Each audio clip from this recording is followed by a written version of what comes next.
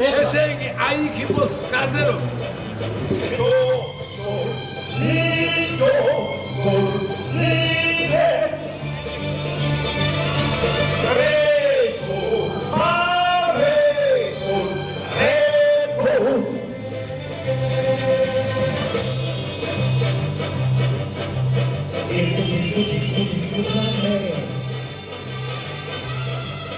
შევდივარ ხოლმე, მაგრამ ხშირად არა. ხშირად არ შედიხარ რა, საქმე რო არა გან. შედიხარ და რაღაც ზედმეტად აგრძნობ თავს, თითქოს უცხო ხალხთან ხვდები ხო იცი და იმათ არ ესიამოვნება რომ შედიხარ შტაბის-დილება მეშებთვის შეკვდილი. არა მე აღარ შემიძლია უკვე დიახ ხო. გათავდა ხო ყველაფერს აქვს თავის ბოლო. ჩვენ მე როგორც ვიცი სიბნელეში ვარ ცოტა სიბნელეში და რა არ მომძანდეს რა არის გამზადა მოვდივართ გადასაღებად ხო მოვდივართ ხო უთხარი და არ იყოს პაუზები ახლა დღეს 4 საათამდე არ გვიქნებით რა ლამაზი ვარ შეხედე რა გამიკეთე ასეთი კაცო რომ გამოლა წაველი ჯიგრებო მატორ 28 take 1 ავიწყე გაუშვით მოლი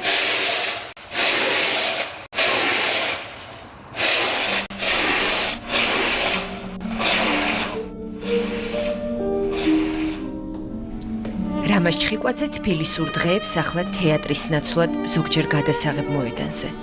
უფრო ხშირად კი ვილა ბერიკაში ატარებს.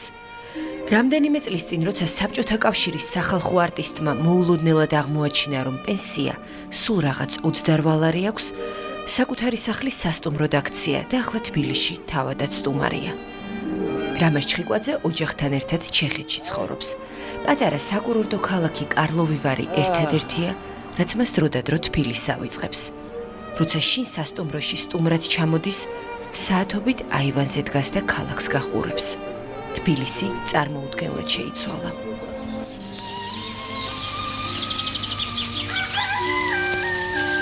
მე ჩემ ცხოვრებინა რომ მინდა მოვიგონო რამე, ესე იგი ჩემგან რა ხელოვნებაზე უნდა ვილაპარაკო და იმ ჩემ ბავშვობაზე. ბავშვობაში ყველაზე დიდი შთაბეჭდილება მე დამშა ბავშვობიდან რომ თვითონ ამ ქალაქიდან, თბილისიდან.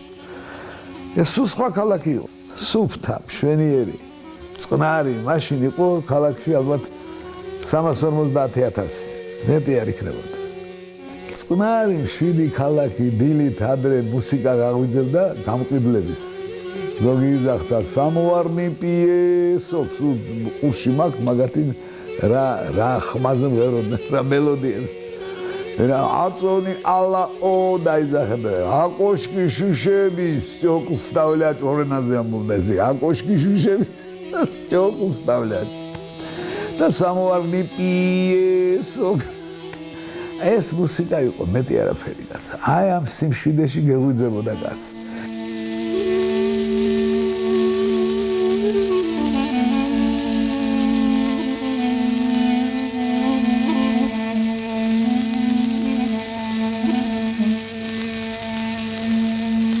რადარის რომ ადამიანს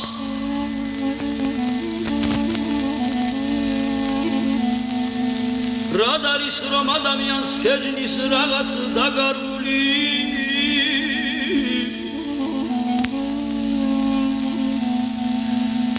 რადარის რომ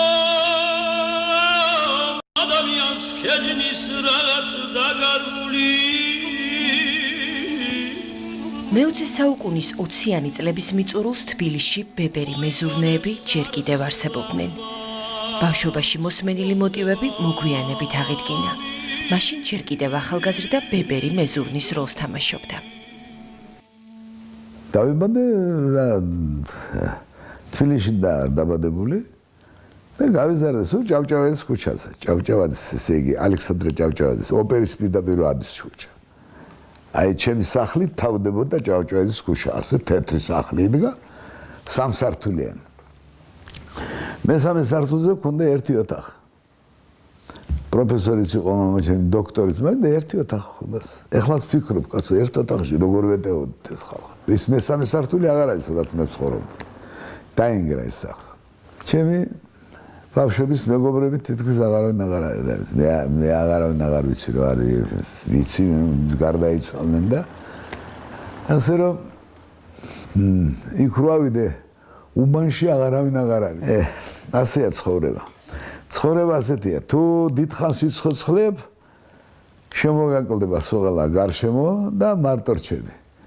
თუ არა და შენ მოაკლდები და შენ წახვალადებ და დარჩებიან და ისინი ასე დღეში ჩავარდები. ეს საშინელებაა. იმ დროს, როცა ალექსანდრე ჭავჭავაძის ქუჩაზე ცხოვრობდა, მოცარტის კარიერას უწინასწარმეტყველებდნენ. ბავშვობიდან ფორტეპიანოზე დადიოდა ნიჭი ერთა კლასში. მამა კონსერვატორიის პროფესორი იყო, დედა პროფესიონალი მომღერალი. მისი მომავალი კარიერაც თითქოს თავიდანვე გადაწყვეტილი იყო, რომ არა ერთი შემთხვევა.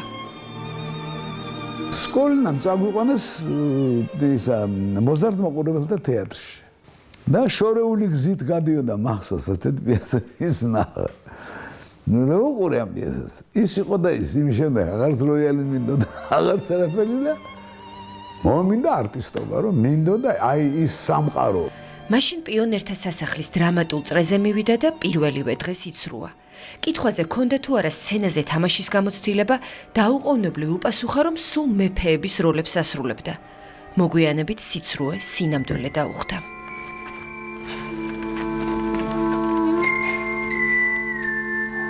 მაგრამ იცოდეთ, თუ ყალბი მითქმა მოთქმა მოხვა ჩემს გამეფებას, ისევ თქვენ უნდა დამიფაროთ ამ ჭორებისგან. ღმერთი ამოწმე არ მინდოდა. თქვენ მაიცულეთ. თეატრალური ინსტიტუტიდან რუსთაველის თეატრში განაწილებით მოხვედრილი რამაზ ჩხიკვაძე რაღაც პერიოდის მანძილზე თითქოს დაიკარგა. იმ დროს ხორავას და ვასაძის, ოტელოს და ოიდიპოს მეფის ხანა იდგა.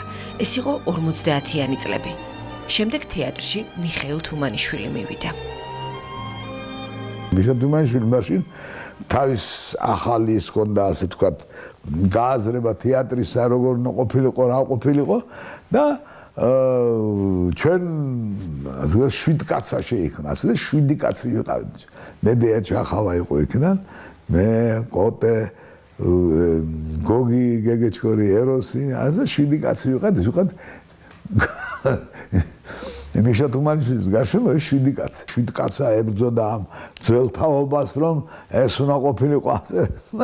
იყო თაობათა ბრძოლა? როგორ არა, იყო. ეხლა მე თვლი ერთი მხრივ მართალი იყო, რომ კი ბატონო შენი გააკეთე, მაგრამ ის უფროსი თაობა ძალიან კეთილი თაობა იყო და არაფერში ხელს არ გვიშლინა კაც. კი ბატონო გააკეთეთ თქვენი, რა გინდოდათ, რა გვინდოდა. არ ვიყავით მართალი. ეხლა მე რო უგვირდები, არ იყო ეს სწორი. რუსთაველის თეატრში პირველი სერიოზული როლები რამაზ ჩხიკვაძეს მიხეილ თუმანიშვილმა მიანდო. ლეანდრო ესპანელ მღვდელში და მილორადი ფილოსოფიის დოქტორში. თუმცა იგი მაინც ფიქრობს, რომ მისი მომავალი ჭინჭრაქამ გადაარჩინა. მოხუცი ქოსამრჩეველი ახალგაზრდა მსახიობის პირველი სახასიათო როლი იყო და მისი სახეცვლილების დასაწყისი. წინააღმდეგ შემთხვევაში იგი შესაძლოა მთელი ცხოვრება ეგრეთ წოდებული ცისფერი როლების ტყვედ დარჩენილიყო. სწორედ ეს ამპლუა შეურჩიეს მას პირველად დიდ კინოში.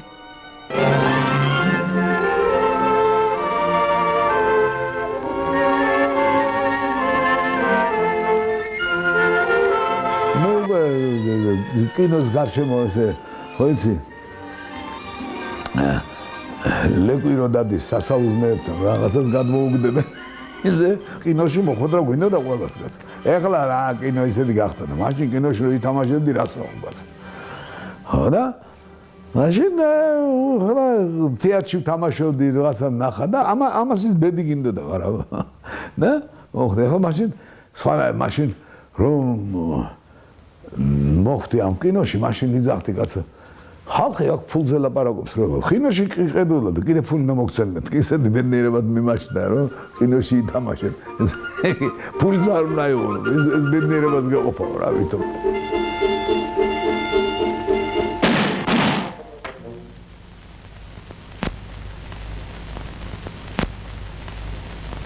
არინე თქვენ მოგალით წერა ისეთ როლებში როგორც არის მაგალითად ნუ აი голубые როლის ეძახიან ხოლმე ხო ეს გეროი любовник რო არიან იქ ხლა ხასიათი რა უნდა ისეა დაწერილი როლი რომ ესე იგი შენ რაც ახარ ისეთი კაცია იქ მოცემული შენ იმიტომ მაგიყვანეს რომ ცხვირი უფრო ეფარდება ყური ტანი სიმაღლე სისქე ყველაფერი და მე კარგი ისეთი ხარ რომ ის იმ ქალსაც შეუყვარდება იქ ვინც არის რომელსაც უნდა შეუყვარდეს და მაყურებელსაც შეუყვარდება რა კარი არ არის მაგრამ მართლაც შენს ქსიამონებს და გიყვარს ეს აბა ეხლა თავიდან მეც მაგზით მივდიოდი ახალგაზრდა რო იყო ლამაზი ბიჭი გამოსულიყო რა ერთი მე მივხვდი რომ არის ჩემს საინტერესოებთან ჩვენისგან კაცი აქ ვერ გაიხარებს მგელი უნდა იყო მგელი და მაშინ რამაზ ჩხიკვაძემ კინოში ახალი ამპლუა მოირგო ულუაშები მიიწება და სახასიათო როლების შემსრულებელ მსახიობად იქცა პირველიც და დიანბეგი ნოშრევანი იყო ლონდონში ფრაზა მიეცი ამეთვისტო თელმა თბილისმა აიტაცა აი ამეთვისტო დაუჯერე ამეთვისტო გემუდარები ამეთვისტო დაუჯერე ამეთვისტო სოლი მიეცი ეს სახასიათო როლი ეს საინტერესოც არის არტისტისთვის არის როლი როცა შენ თავს თამაშობ რა ახლა არტისტები ცუდი არტისტები არიან ამერიკელი არტისტები რა თქმა უნდა გოლივუდის შესანიშნავი არტისტები არიან ყველა თავის როლს რასაც თამაშობენ მე მაგალითად რა ვიცი უყურებ ხოლმე ნიკოს პირდაპირ რა გენიალურად თამაშობენ რა დენიროები და ესენი სულ ყველა როგორ ალ პაჩინოები და ესე რა არა გენიალურია მაგრამ ისინი თამაშობენ მაინც თავის სახეს ყველა თვითონ არიან სახით ყველაფერი და მოცემულ მდგომარეობას შესანიშნავად იყენებენ და თამაშობენ მაგათში იყო ლოუტონი ასეთი მსახიობი აი ის თამაშობდა სულ სახასიათო როლებს აი მან თამაშა ჟავერი იმან თამაშა კვაზიმოდო იმან თამაშა მეორე მილიონერი რო არის რაღაცა სულ მე სვიდეტელა ვინენი რო არის იმაში რო თამაშობს სულ სხვადასხვა სახეები აქვს სახეზე ხანდახან არის ხასიათს ქმნის საოცრად აი ის ჩემთვის ყველა საყვარელი სახეები მაინც ის არის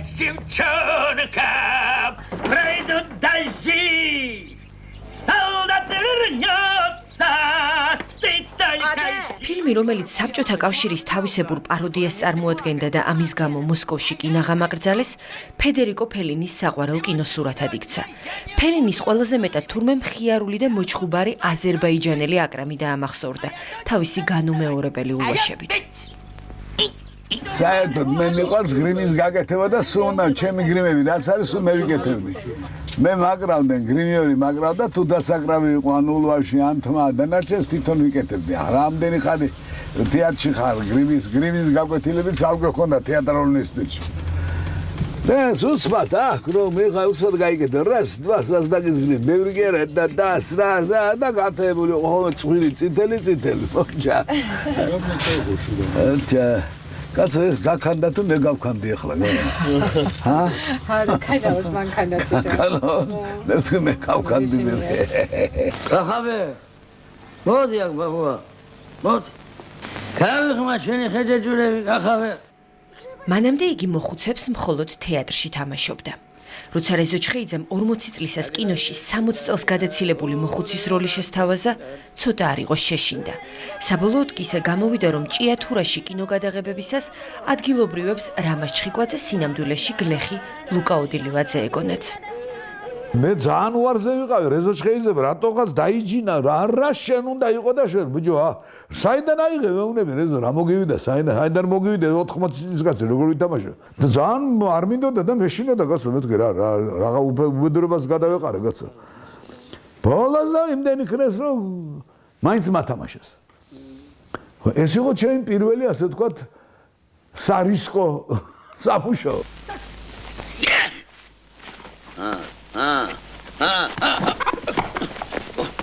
მანამდე მას თენგიზ აბულაძესთან მუშაობის უკვე დიდი ხნის გამოცდილება ჰქონდა. როცა რეჟისორმა ოხროხინეს როლი შესთავაზა, დიდხანს არ უყოღმანია. უზნეო მღვდლის განსახიერება არც თუ ისე რთული დავალება იყო, ისევე როგორც ავსული მაცილის ვედრებაში.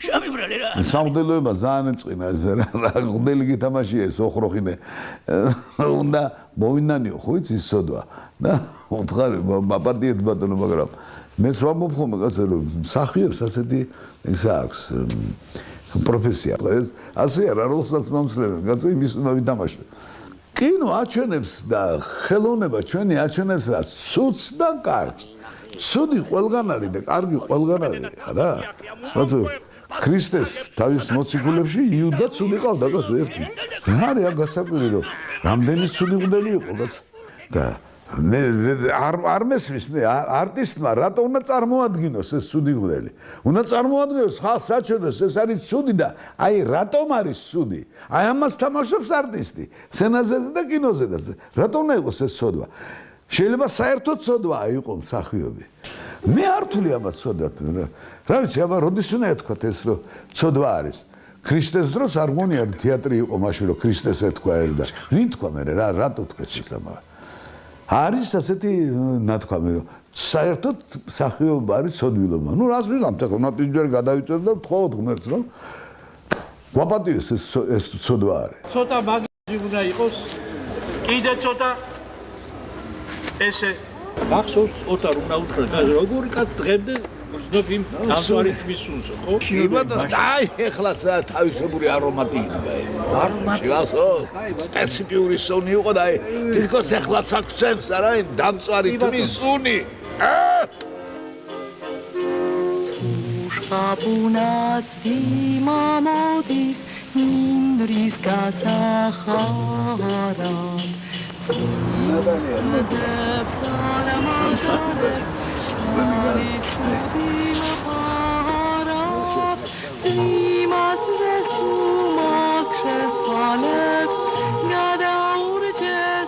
ნატაშა კობახიძემ მსახიობი არასდროს ყოფილა.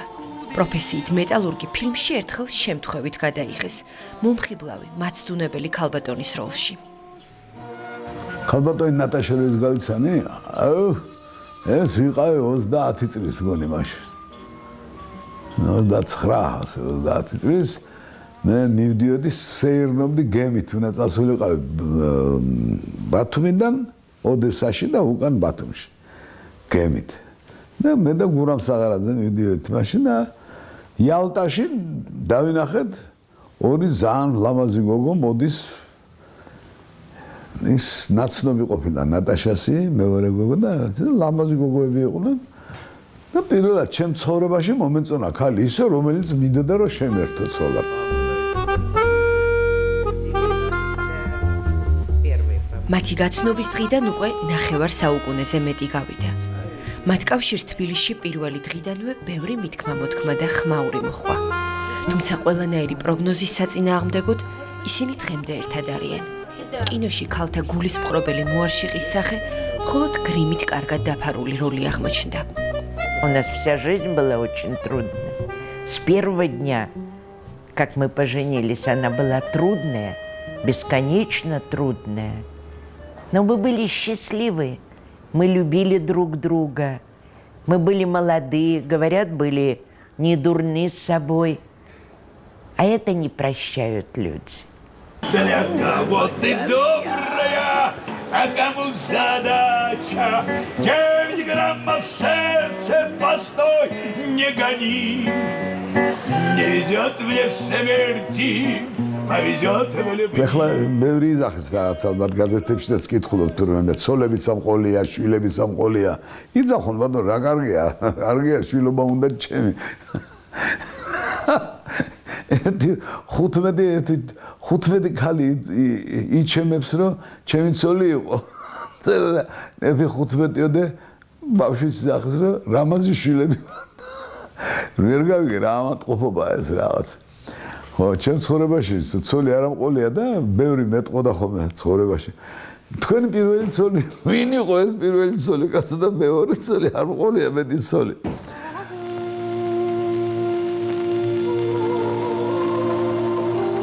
ყვავილი თოვლზე ნატაშა ჩხიკვაძის ერთადერთი კინოროლი აღმოჩნდა. ეს იყო და ეს. კინოში დაბრუნებაზე აღარასოდეს უფიქრია. მთელი დანარჩენი ცხოვრება თეატრს დაუკავშირა. ოღონდ ყოველთვის კულისებში იდგა.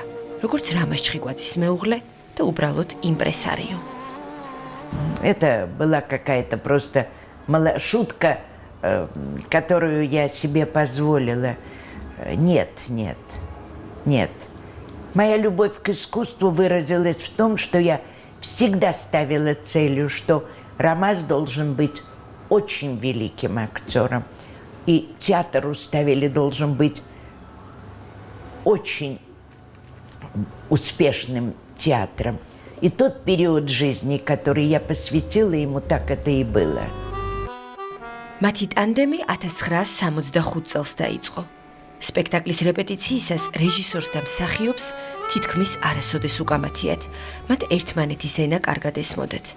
მოგვიანებით ისე აეწყო, რომ რობერტ სტურუას სპექტაკლი არ დაუდგამს, რამაზ ჩხიკვაძეს მთავარი როლი რომ არ შეესრულებინა. გეუბნებით რომ ბედზე ვარ მეთქი დაბადებული ისეთ ბედზე რომ ბედნიერი კაცი ვიყავი არსად ხელი შესწრა მქონდა აი მიშა თუმანიშვილის აქროჩ გავხდი მიშა თუმანიშვილის არტისტი მე რობიკო მოვიდა და იქ ხოსუ თავარი ესე იგი ბედი მქონდა მე ძალიან კარგი ვამბო როგორ შეიძლება ღმერთის წინაშე თქვა რომ მე რამეზე უკმაყოფილი ვარ პირიქით აბას ვისავ ედავ ხანუმა არაქელონა თავდაპირველად იყო ხანუმა. როგორც კი მხიარული და თავშესაქცევი პიესა თეატრის სარეპეტიციო გეგმაში აღმოჩნდა, ყველამ გამომწვევ ჟესტად შეაფასა. რუსთაველის თეატრი და იუმორი ერთმანეთთან ვერაფრით დააკავშირეს. კიდე ბევრი დაგჭა კოჭლები, ბისტიანები, წელკავიანები შეოჯახ დაგწეულო შენა. ხანუმა სცენაზე 10 თეატრალური სეზონის მანძილზე მიდიოდა. რამაზ ჩხიკვაძემ აკოფა ითამაშა. მაშინ იგი სცენაზე პირველად ამღერდა. Lamazi xanumca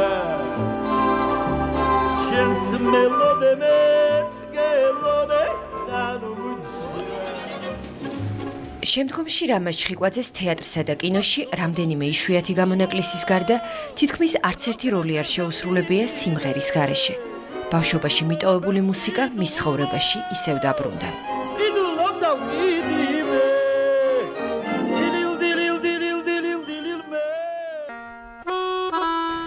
ხანუმას შემდეგ რამაზ ჩხიკვაძეს რამდენიმე წლის მანძილზე სამანიშვილის დედინაცვალში კირილე მიმინოშვილის გარდა თეატრში სერიოზული სახე აღარ შეუქმნია. მთელი ამ ხნის მანძილზე იგი კინოროლებით იყო დაკავებული. შემდეგ დაიწყო ის, რასაც დღეს რობერტ სტურუას თეატრს უწოდებენ, სპექტაკლი ტყვარყვარე.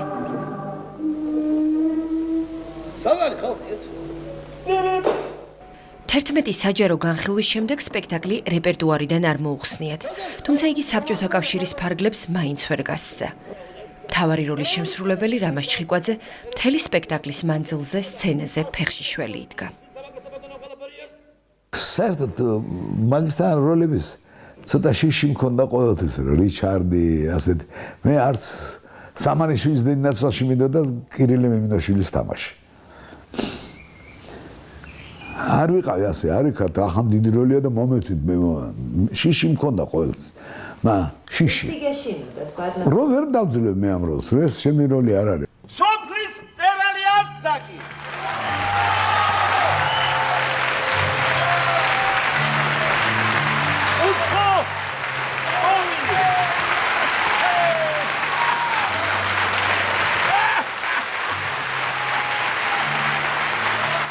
იგი სცენაზე მხოლოდ მესამე მოქმედებაში შემოდიოდა.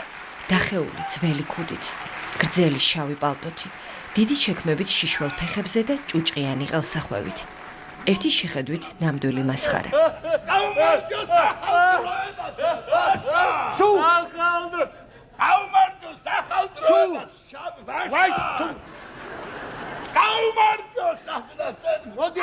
ბოლომდე ვერაფრით გაიგებდი, როდის ხუმრობდა და როდის იყო სერიოზული. ბრძენი იყო თუ შლეგი, ცრუ თუ მართალი. ეს იყო ასდაკი.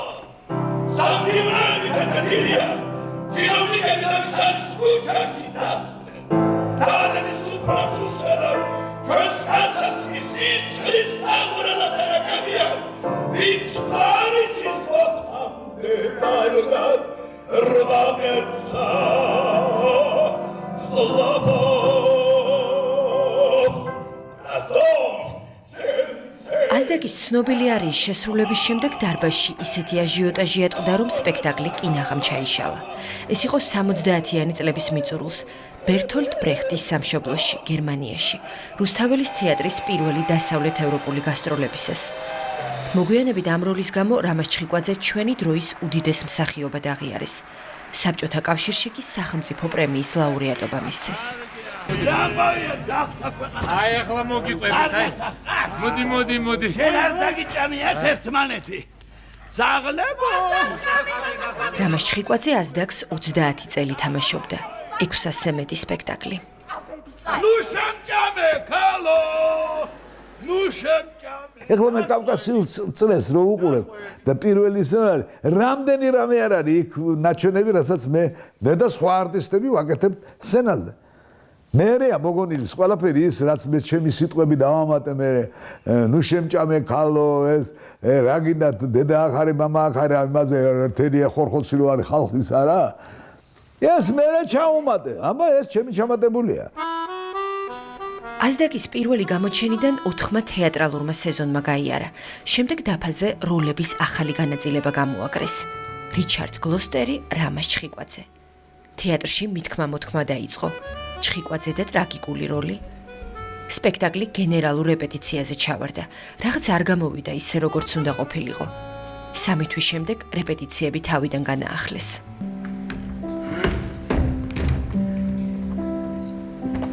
მანამდე რიჩარდს მსოფლიოში სულ 10-მდე მსახიობი თამაშობდა, მათ შორის რობერტ ჰირში, იან ჰოლმი და ლოურენს ოლივიე. არც ერთი მათგანი რამაზ ჩხიკვაძეს მანამდე სცენაზე არასოდეს ენახა. მან საკუთარი რიჩარდის შექმნა, გროტესკული და ოდნავ ტრაგიფარსული. თუმცა მოგვიანებით მაინც კავკასიელი ლოურენს ოლივიე დაარქვეს.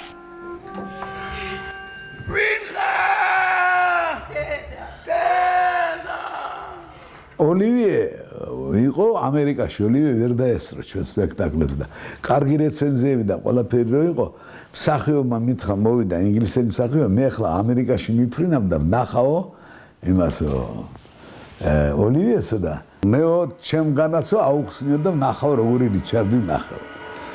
ხო და რო ჩამოვიდა იქიდან, ჩამოვიდან ასეთი პასუხი. მეო ვნახავ ოლივიეო და ველაპარაკეო და იმან იცის, ყველაფერი იცისო, რაც იწერება, ყველაფერი იცის და ასე შემოთვალა რომ სამწუხაროდ მე ავანტყოფი კაცი ვარ ახლა. ძალიან მწყინსო რომ ვერ ვესწრებიო და ვიციო და მოგილოცავთო ასეთ წარმატებას. მე გამომიგზავნა პროგრამა. იქიდან ხედის თავის ხედი ახასი მოწერილი და თავის გვარის გვერდზე, ესე იგი რიჩარდ მესამე ითამაშეს მაგას თუ არ ვცდები 45 წელს.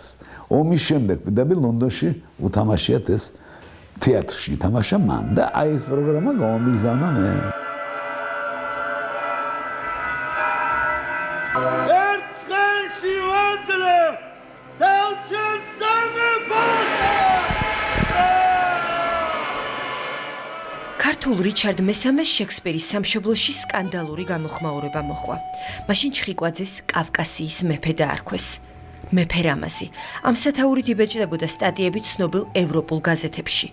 ჩხიკვაძის ახალმეცახელს ერთხელ ასეთი უცნაური შემთხვევაც მოხვა. რაუნდჰაუსში რო თამაშობთ ასე ფარტე გიბები ადის და ზემოთ დგას თეატრი რაუნდჰაუს ვებერთელა თეატრი იქ თამაშობდით ჩვენ რიჩარდს 12 რიჩარდი ვითამაშეთ ხო და ეს კინგ რამაზი წაუკითხიათ იქა რომ რამაზ კინგ ეხლა დგანა ის დღე იყო ჩვენ ჩავედით იმაში თეატრი ჩავიდა ლონდონში და ავღანეთში ომი დაიწყო და უკვე ჩვენ საბჭოთა თეატრი ვიყავით მაშინ ქართული კეარი და ვიყავით უკვე დამყრობლები და იმას გვიძახდნენ აბა მე მეკითხებიან თქვენ ახართო კინგ რამაზიო ესე იგი მეფე თქვენ ახართო ახლა მე ვთქვი ახლა ჟანდაბასი მოხდი კაცო რა მეშველი ახლა მე ვარ მეთქი რატომ შეხვედით ავღანეთშიო მე გადავხედე არდის რომელ ავღანეთში კაცო ჩვენ ლონდონში არ ჩამოველით მე ვთქვი იქას გაიცინეს დიდო ყველა და დაქრეებული ხალხია კაცო მეორე შეკითხვა ჩვენ ებრაელები გეკითხებით რატომ არ უშვებთ ებრაელებს თავის სამშობლოში მე მეკითხებით მე დიახ თქვენ ახართ მეფე და თქვენ გეკითხებით მე მეკითხე მე რატო უშვებ? რატო არ უშვებ? მე ახლა ებრაელებს. თქვენ რა გინდათ მეთქვი რომ მე გავუშვა? დიახ ვინდა უშვებ მე. უშვებ და ბატღდა. დაში და მაიმუნობა კაცი. სურს მოაშორო ჩემს სივერეს ზრუნვა და თვირთი. ჩემი სურვილი ურყევია. მას ვინც ბავშვობაში მეფის თამაში ინატრა, ნანადრი ხანდაზმულობაში აუხდა. რიჩარდ მესამეს მეფელირი მოხვა, დაუსრულებელი გარდასახვა და დაუსრულებელი გასტროლები ევროპასა და ამერიკაში. მეფელირის პირველი ევროპული პრემიერა 1989 წელს გაიმართა ჰელსინკში. 9 აპრილიდან სულ რამდენიმე კვირა იყო გასული. ლირის ტრაგედია მაშინ კრიტიკოსებმა ქართულ ტრაგედიასთან გააიგივეს. ოდნავ მოგვიანებით კი ნიუ-იორკ თაიმსმა 104 გვერდიანი გაზეთის პირველ გვერდზე რამაზ ჩხიკვაძის ფოტო გამოაქვეყნა წარწერით. ჩვენს წინაშე ჭეშმარიტი ლირია. მეფე ლირთან ერთად მაშინ თელმა დარბაზმა იტირა. იტირე ყველა. იქვითინე. ქვის გულები და ამდენი თვალი და ენა რომ მომცა ხმელე ჩემს რო კითხო ახლა მე როგორ აკეთებ ამ როლს? რავი როგორ აკეთებ? მუშაობ და ყველა იმაზე და მე ეკეთებ ეს როლი თავისთავად. არაფერი განსაკუთრებული ხა მე ის ხერხები არა მაგ და რა გამოცდილება მაგ. გამოცდილებას იღებ რა არის ცუდი რა არის კარგი გემოვნება გინვითარდება. ნუ უკვე ეშვაკი ხდები. იცი როგორ მოატყუო ხალხს უფრო კარგად არა? მაინც ხომ მოტყუებაა ახლა ჩვენს ხომ ფოკუსს ვაგებთ რაღაცა. მართლა ხომ არა ახლა მე რიჩარდი ანა მეფელერი და სტალინი ლენინი არა? ესე უნდა მოტყუებაც იცოდე, მაყურე უნდა იცოდე, მაყურებელი როდის ტყუდება. ესე იგი როდის შეგიძლია გამოიჭირო მაყურებელი რომ ემოცია შენი გადასდო და დააჯერო რომ მე ვარ ეს და ეს კაცი. და ჩემს უბედურებას რო ყვები, რომ შენ ცრემლი გადმოგადინო. აი ეს არის არტისტი, მე დიგარ. ეს არის. ვინც უკეთესად აფერისტობს ის იმარჯვებს. არა, გენდჩენ არა, მე თვითონ თმაცია შეგინდა. ნიჩოგო, გაუძლებთ როგორ. აი ახალგაზრდა როგორ დადიახე და ხელები წაკაპიცებულებია. პენსიაზე გასვლაზე საუბარი მან ადრე დაიწყო. 90-იან წლებში. ფესტივალებზე დროდადრო ისევ დადიოდა, მაგრამ ახალ როლებზე უარს აცხადებდა. რუსთაველის თეატრიდან იგი უკვე ფაქტობრივად წამოსული იყო. ამბობდნენ იმასაც, რომ რამაზ ჩხიკვაძესა და რობერტ ტურუას შორის თითქოს შავმა კატამ გაირბინა. მაგრამ მას ამაზე საუბარი არ უყვარს. ამბობს, რომ უბრალოდ დაიღალა. სცენაზე გამოსვლა აღარ შეეძლო და მორჩა. პერიოდულად კინოეკრანზე ჩნდებოდა. თავისუფალ დროს კი ხატავდა. ეს მისი ახალი გატაცება იყო. ხატავდა თეატრს, რობერტ ტურუას, საკუთარ თავს და უამრავ ნიღაბს. ეს ბავშვს დაუხატე, ბავშვი იყო ჩვენი შვილიშვილი ახლა და აი ომი რომ ზარბაზნებს რო ისროდნენ, პოლიტიკური ომი რო იყო ჩვენთან. საშინელება ერთი კიდე. აი მაშინ დაუხატე რაღაცა. ცხადო არ ვიცი. ხატე და ნერვიულობდი ახლა ასეთი ამბავი რო ხდება. და მე გამიტაცა ამა და დრო მეტარებინა. ხატე და დავკიდე ახლა ეს კედლებზე. და არა მცხენია. ვიცი მე უსწავლელი მხატვარი, უნიჭო მხატვარი ვარ. და დავარქვი. მე ყველა მიმდინარეობს თავის სახელი აქ. მარილიზმი, რეალიზმი, იმპრესიონიზმი, ჩემი არის იდიოტიზმი. როგორ გაცა? Идиотизм შესანიშნავი რაღაცა. В будущем после нас, я думаю, останутся только эти картины, потому что пленки со спектаклями, лучшими работами Рамаза, они не сохранились. Знаете, художник оставляет след на полотне. Композитор оставляет свои произведения в нотах. Актер все уносит с собой. И поколение, уже сейчас многие молодые, даже не будут знать, что был в истории грузинского и мирового театра Рамаз Чхиквадзе.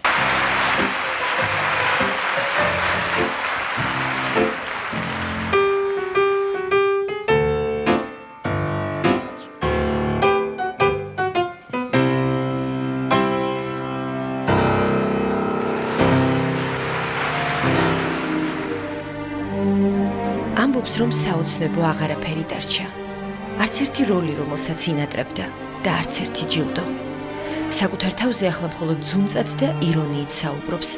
ამბობს, რომ ერთი ჩვეულებრივი არტისტია, არაფრით განსაკუთრებული. საკუთარ ცხოვრებას და წარმატებას მხოლოდ ბედნიერ ვარსკვლავს მიაწერს და იშვიათად, მაგრამ დროდადრო მაინც ისევ ერთსა და იმავე აკვიადებულ სიზმარს ხედავს. რიძედა გესიძვრება?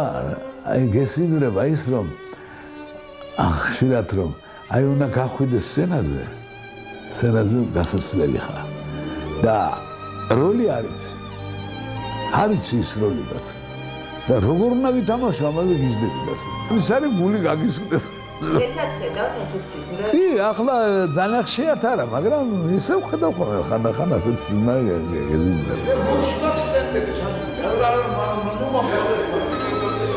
ყოველი დღე მის ცხოვრებაში ახლა თითქოს ერთი და იგივე სიზმარია. მოგონება კულისების მტვერზე, დრო და დრო ნაცნობი კამერა და კინოგადაღება. ფილმები, სადაც რამაზ ჩხიკვაძე უკვე საკუთარ თავს თამაშობს. Ну, поехали, съемки закончились. Сейчас будет нам выдавать гонорар. Морч. Мотор! Давидович! Გაუშვით მორი! კიდე!